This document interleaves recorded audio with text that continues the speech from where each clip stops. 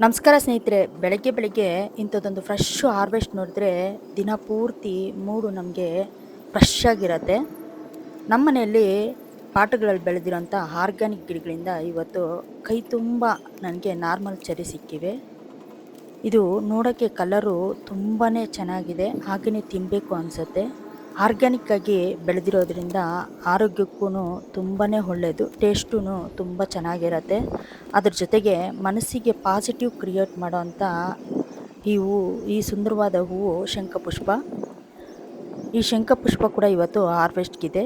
Light purple ಮತ್ತು dark purple 2 colour ಸಿಕ್ಕಿದೆ. ಈ ಹೂವು ನೋಡೋಕ್ಕೆ ಎಷ್ಟು ಸುಂದರವಾಗಿದೆಯೋ ನಮಗೆ ಆರೋಗ್ಯಕ್ಕೆ ಬೆನಿಫಿಟ್ಸ್ ಕೂಡ ಅದೇ ರೀತಿ ತುಂಬಾನೇ ಇದೆ. ಬದನೆಕಾಯಿ, ಹೀರೆಕಾಯಿ ಜೊತೆಗೆ ಇವತ್ತಿನ ಹಾರ್ವೆಸ್ಟು ಸೂಪರಾಗಿ ಬಂತು. ನಿಮ್ಮ ಮನೇಲಿ ನೀವು ಏನೇನು ಗಿಡ ಬೆಳೆಸಿದ್ದೀರ ಅಂತ ಕಮೆಂಟ್ ಮಾಡಿ ತಿಳಿಸಿ. ಹಾಗೆಯೇ ನಿಮ್ಮ ಫ್ರೆಂಡ್ಸ್ಗೆಲ್ಲ ಶೇರ್ ಮಾಡಿ, ಲೈಕ್ ಮಾಡಿ.